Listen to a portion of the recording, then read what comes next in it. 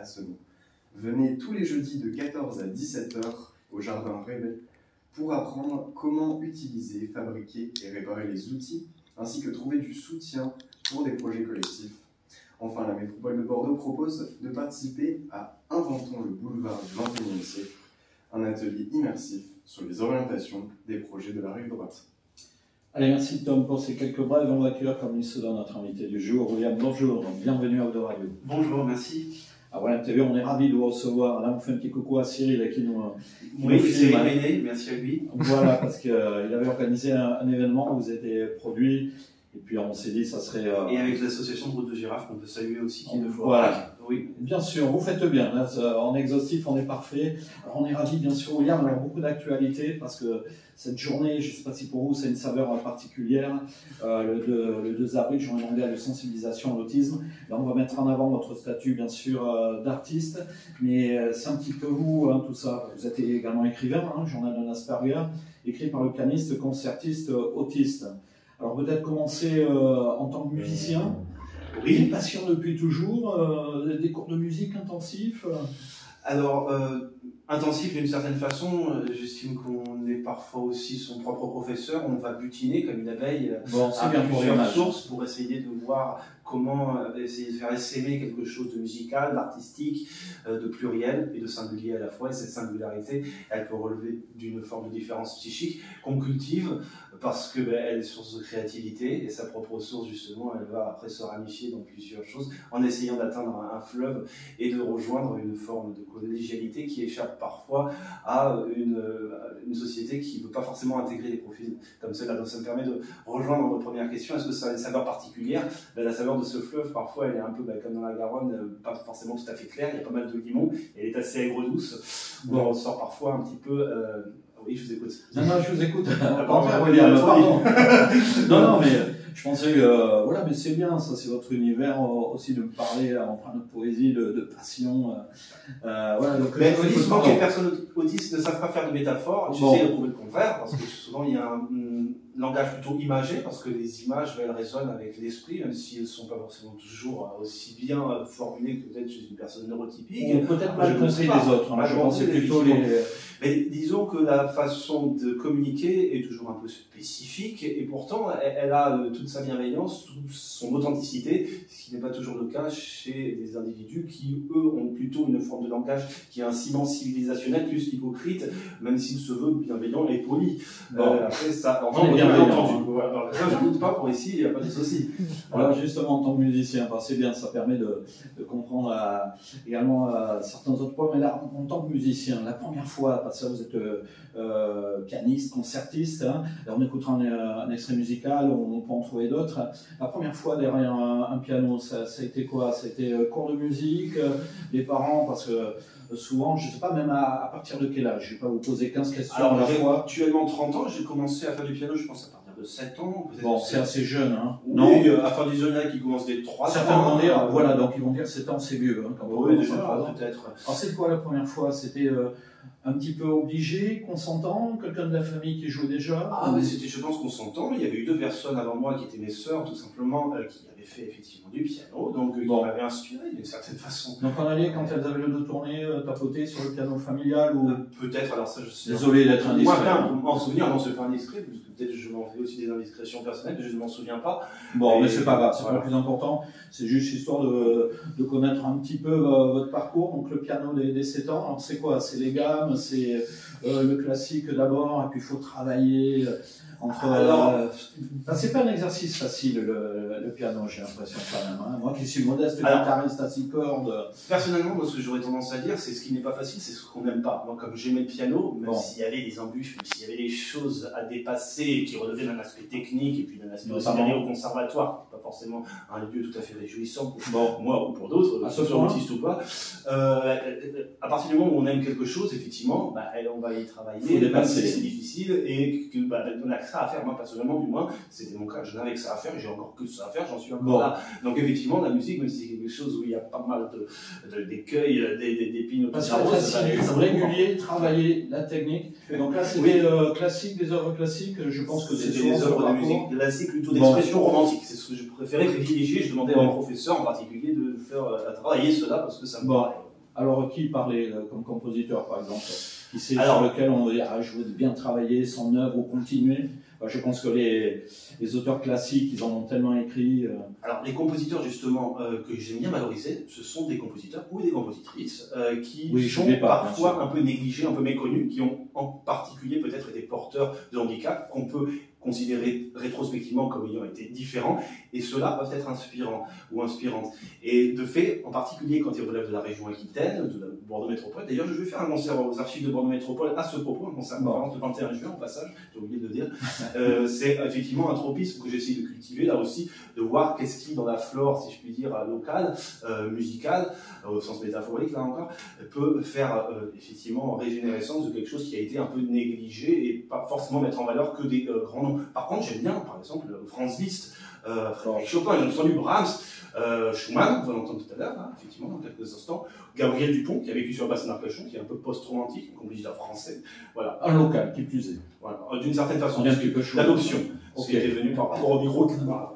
Bon, mais on fera des émissions spécifiques parce que je vois qu'on connaissait bien les auteurs. Alors que d'autres auteurs, compositeurs que vous voulez, comme vous disiez, négliger, où chacun mettra les modérés, on dirait un petit peu moins connus du grand public parce que souvent, même si on n'est pas un spécialiste de la musique classique, il y a toujours des morceaux qu'on peut fredonner. Pas l'intégralité, mais là peut-être des auteurs moins connus, compositeurs que vous aimez bien jouer. Alors c'est drôle, je viens d'y penser actuellement. Il se trouve qu'il me semble ce nom, il y a une médiathèque qui s'appelle Jacques Rivière. Alors je ne sais pas s'il était de sa famille, il est plutôt de la famille de Alain Fournier. Mais au départ, c'est bien Jacques Rivière. D'accord, ça je le nom, ok. Oui. Jean-Pierre Rivière, c'est un compositeur auquel je m'intéresse beaucoup, qui est né à Mérignac, la commune où j'habite, et qui a été fédérateur d'une sorte d'académie musicale dans le département de l'Ain, qui a eu plusieurs partitions qui ont été un peu perdues, j'aimerais bien les retrouver. Et l'anecdote assez sulfureuse, si je veux dire, c'est qu'il a été exclu du conservatoire de Bordeaux quand il était professeur stagiaire dans les années 50, du fait, invraisemblablement, de ce qu'on lui reprochait indirectement son homosexualité. C'est ce genre de profil-là, avec différence, si je puis dire, aquitaine, romantisme, si je puis dire, idéalisé par moi peut-être, et partition pour piano, que qui coche toutes les cases de ce que j'aime bien mettre en valeur. Déjà, quand on entend ce combat contre l'indifférence, j'allais dire, parce qu'on a droit à la différence, on est tous... c'est important. Alors là, je regarde l'heure, parce que je sens que vous avez tellement de choses à dire, William. Quelques mots sur le livre, Journal d'un Asperger.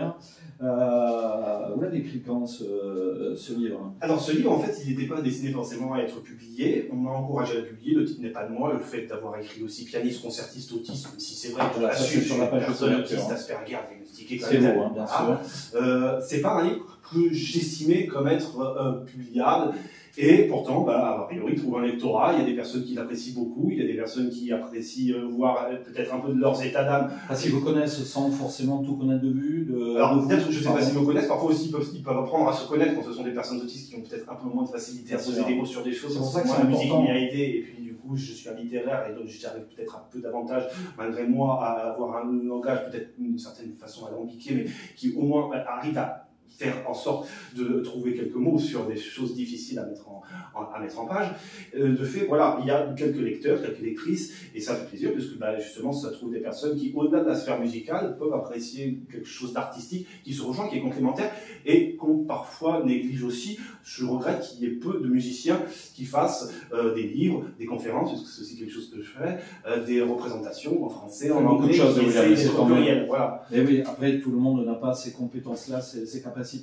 Alors là, ce livre, s'il n'était pas sur la jeunesse du projet publiable, c'est quoi? C'est parce que vous avez une passion également de l'écriture, d'écrire, de poser les mots Disons, j'ai une passion d'être d'une certaine façon, de ne pas me laisser aller, d'être résilient. On le sent, vous êtes dynamique, vous êtes mais ça ne peut passer, à travers de l'interview. Ça ne peut passer que par là, d'une certaine manière, à moins d'être résilient dans la contemplation, je n'y arrive pas, parce que je n'y arrive pas. Bon, du fait, j'essaie effectivement d'être productif, d'être prolifique, d'être dans une dynamique où je cultive un jardin, après effectivement qui peut se croiser avec d'autres jardins, qui peut rejoindre un fleuve, comme je disais, si effectivement ma rivière, donc mes petits ruisseaux font des grandes rivières et vont plus loin, je ne sais pas, mais effectivement c'est un peu quelque chose par lequel je passe, l'écriture, la musique, les médias de communication comme le vôtre actuellement, des rencontres comme celle avec Cyril Ménet qui m'inspire aussi beaucoup par son parcours. Et avec nous, la recherche psychologique, oui, absolument. la recherche musicologique rétrospective à propos de musiciens d'Aquitaine, donc il m'aide aussi. Là, il ne va pas répondre aujourd'hui, le film, mais on aura notre plateau il n'est jamais trop tard pour faire. Mais bien sûr, Donc là, le livre au départ, j'y reviens, pas publiable, donc vous écrivez. Donc à quel moment, après c'est plusieurs étapes, parce qu'on ne peut pas éditer comme cela un ouvrage. C'était quoi? C'était une sorte de rencontre qui vous a poussé à vraiment l'écrire ou... Alors en fait, ça a été progressif. C'était des textes que j'écrivais de façon à faire le point. Sur vous, sur tout votre univers, sur mon environnement, effectivement, sur mon biotope d'une certaine façon. La musique, bien sûr, qui est un des moteurs essentiels pour vous. Hein. Oui, sur mon parcours, parce que j'ai eu pas mal de choses, parfois, comme chez beaucoup de musiciens, qui ne mettent pas forcément en exergue ce qu'ils ont fait. Comme de mon côté, il y a pas mal de choses qui croisent la thématique du handicap et qui ne sont pas toujours bien considérées, ces deux thématiques ensemble, c'est un peu des montagnes qui ne se rencontrent pas.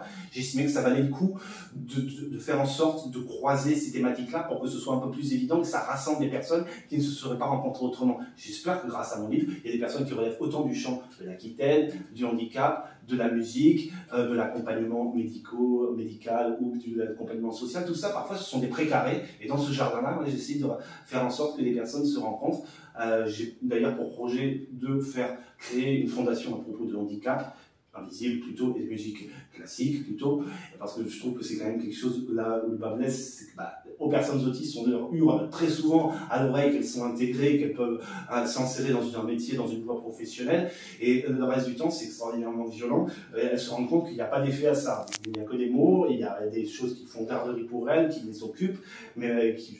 Ça appelle d'ailleurs des foyers occupationnels, ça a leur mérite, ça a son intérêt, mais par contre, ces personnes-là, effectivement, vont pas forcément s'épanouir dans une dynamique qui peut être la leur, qui peut relever d'art plastique, qui peut relever, pour ça je connais moins, de musique, de cinéma, de théâtre, voilà, même de journalisme, et leur représentativité fait défaut, et ça c'est très triste, et il y a peu d'initiatives à cet égard-là, alors moi très modestement, mais j'essaie peut-être parfois de lancer des perches à des personnes, peut-être celles qui écoutent actuellement la radio dans leur voiture ou en train de manger, parfois ça peut rentrer par une oreille, ça peut rester manger dans nos voitures, faire son chemin. Voilà. Non, mais c'est passionnant. Et puis là, on le sent, vous avez une énergie. Vous avez rencontré vos lecteurs parce qu'il peut y avoir la sphère familiale proche en échange. Mais est-ce qu'il y a eu des moments un petit peu plus formels où vous avez présenté le livre? Parce que là, on va donner quelques dates de concerts. Il y en aura d'autres qui vont s'ajouter. Je sais qu'il y a des projets avec Cyril, entre autres. Est-ce qu'il y a eu vraiment des moments où c'était... je viens de présenter mon livre et qu'il y a un échange. Vous en avez eu ce moment? Alors, ce livre il a été lancé à la librairie Georges, qui commercialisait encore cet ouvrage. Librairie Georges qui est à Talence, au centre-ville de Talence. Je l'ai aussi présenté au festival Synopsis, avec un jeu de mots ciné et psychologie. C'est un festival de cinéma à propos de thématiques du psy, qui fréquentait notamment. Là, vous étiez vraiment invité en tant qu'auteur, j'allais dire. En tant qu'auteur, voilà. Après, vous êtes la même personne, vous êtes toujours le concertiste.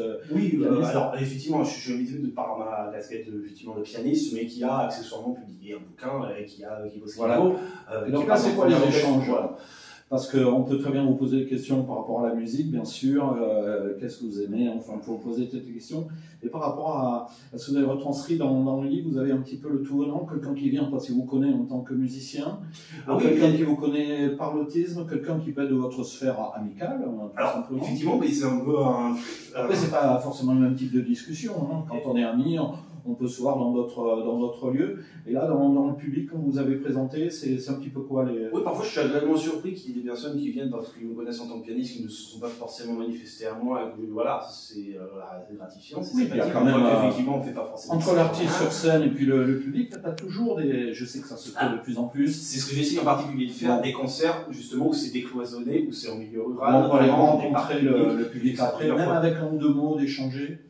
Exactement, moi c'est quelque chose que j'apprécie beaucoup. Les concerts que je fais de manière générale sont des concerts interactifs. Parfois même c'est moi qui vais chercher le public en leur posant des questions, leur proposant qu'est-ce qu'ils veulent entendre jouer. Si vous allez à un concert de William. C'est toujours, j'essaie de faire comme un tailleur sur mesure de costume d'une certaine manière, que ce soit pas un concert duplicable d'un à l'autre, que je vienne pas en terrain conquis comme ça, comme un grand soliste qui va dire bah tiens je vais faire un concert chez les pauvres puis je m'en vais et je suis très content de moi d'avoir fait semblant d'être quelqu'un de bien. Non, c'est pas du tout mon truc, ça j'ai horreur de ça. Mais j'essaie vraiment de personnaliser à chaque fois quelque chose qui soit unique à chaque contexte. Et ça, c'est stimulant. ne serait-ce qu'intellectuellement, et puis en plus, si ça fait du bien à des personnes qui ne seraient pas venues à la musique classique autrement, ça n'a pas de prix. Voilà. Voilà, c'est pour ça que j'en revenais, si dans les échanges avec le public, parce qu'il peut y avoir des jeunes ou des moins jeunes, voilà, autistes, atteints de troubles autistiques, et puis ils se disent, tiens, ben, je ne pense pas que vous présentiez comme un exemple, mais ça peut être quand même, voilà, pour un jeune qui se cherche, hein, avec l'handicap lié à l'autisme, et de voir que bon, on peut avoir une vie, je vais dire, à peu près normale, parce que les mots, il faut faire attention aux mots qu'on emploie.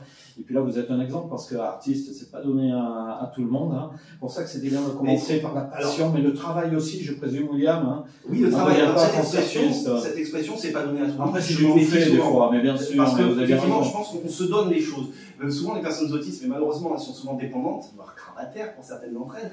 Et c'est dommage qu'effectivement, elles doivent en rester là de par leurs conditions physiques ou psychiques. Pour des raisons diverses. Et pour des raisons diverses, bien sûr. Mais souvent, ce qu'on doit se donner, c'est pas forcément quelque chose qu'un extérieur va nous donner. Alors moi, généralement, effectivement, j'essaie d'être un peu actif, même si j'ai un tempérament quand même qui est souvent accablé. Ah, on le sent, l'énergie, William. L'accablement ou l'énergie. Parfois, c'est pas incompatible, effectivement. Mais j'essaie de faire en sorte que ça se conjugue de façon pas trop tapophonique. De fait, voilà, je pense que les choses, on peut se les donner, non pas attendre que d'autres nous les donnent, même si c'est indispensable parfois aussi qu'on soit entendu et qu'il y ait des retours de l'autre côté, parce qu'on ne peut pas faire tout seul, bien entendu. Bien sûr, là, il y a plein de messages aussi. Là, il va nous rester 4-5 minutes.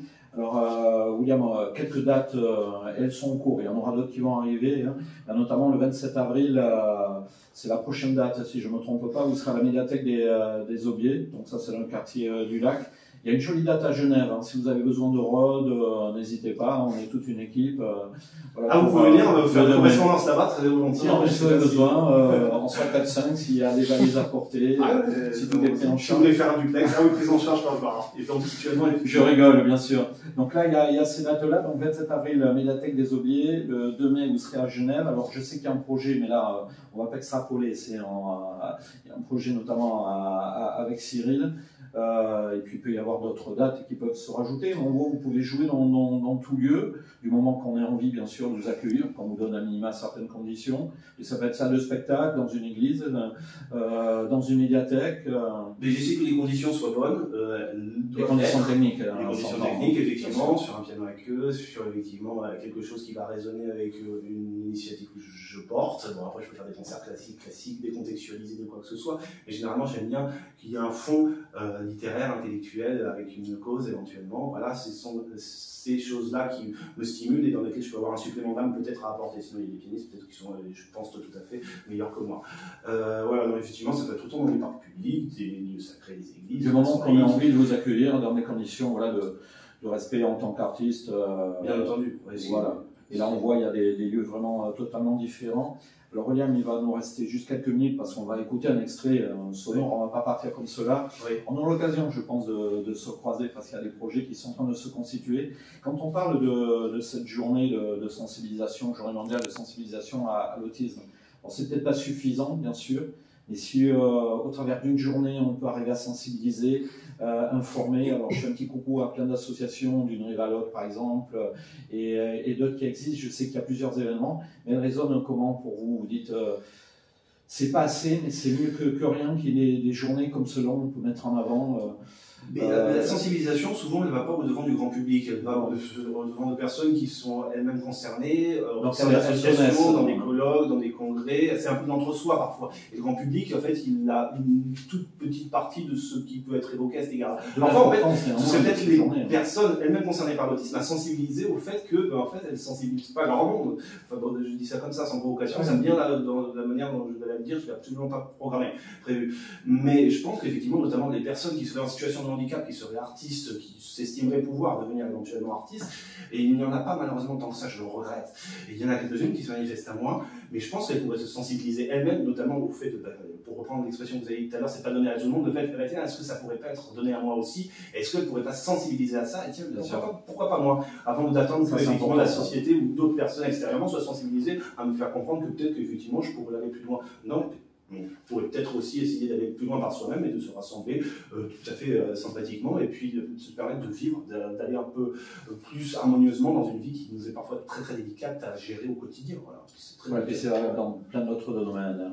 On a eu des tas d'expériences, de témoignages en direct. Alors, William, là, pour conclure, alors déjà votre livre, Jean-Manon Asperger, non, dans ma bulle de verre, on peut se procurer librairie Georges. Librairie Georges de Talence, on peut aller aussi sur ma chaîne YouTube, qui est un nom William Teviot, T-H-E-V-I-O-T. On peut aller effectivement sur les réseaux sociaux, voilà, on peut me contacter très volontiers. Moi, je suis ouvert effectivement autant communiquer avec des personnes qui sont vraiment concernées, à qui ça peut faire vraiment avancer leur connaissance, si je veux dire, pour bien sûr compliqué, pour que voilà, elles n'en restent pas là. Et il peut y avoir l'espérance de vie d'une personne autiste est de 54 ans. Oui, j'espère qu'effectivement, il y ait quand même des personnes qui, d'ici à cet âge-là, arrivent à faire des choses plutôt que de rester dans leur centre, dans leur foyer, auprès des parents, même si c'est indispensable, qu'elles essaient parfois de trouver une partie de leur journée à se dire, mais tiens, pourquoi je ne savais pas faire avancer un petit peu les choses par exemple.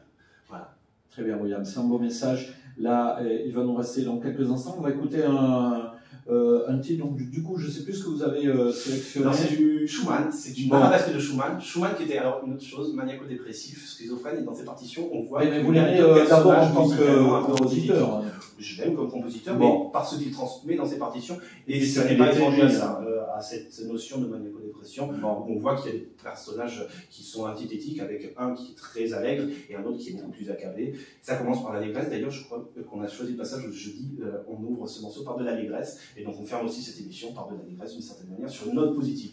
Voilà. Et merci de votre invitation. Non, mais merci, et merci à Cyril encore. Oui, bien sûr. Ouais. les mots de la bouche. Merci. Un grand merci, William. Je pense qu'on aura l'occasion de se recroiser sur un événement ou pas. On verra. En tout cas, ravi à la fois d'avoir fait connaissance et de cet échange. Voilà, qui était bref mais intensif. Et puis Cyril, bien sûr, on lui a fait un petit coucou, c'est lui qui nous a organisé ce rendez-vous. Il y aura d'autres événements à partager. Allez, juste avant qu'on se quitte avec vous, juste quelques instants pour remercier Nicolas, la régie technique. Merci à Tom qui a présenté et réalisé les brèves aujourd'hui. Voilà, dans quelques instants, on va retrouver nos jeunes reporters européens. Et on se quitte voilà, avec un extrait de concert de William, si je ne me trompe pas. C'est lors d'un congrès national des CESAD, on ne va pas avoir le temps de tout expliquer en décembre 2001, c'est du live. William Teviot, merci. Allez, merci beaucoup. Allez, on écoute et juste en suivant nos JRE sur le radio. Ça a été Cyril? Très bien, ouais. Impeccable. On va faire une petite photo, ou tu peux la faire si tu veux éventuellement. Ouais. William, si ça te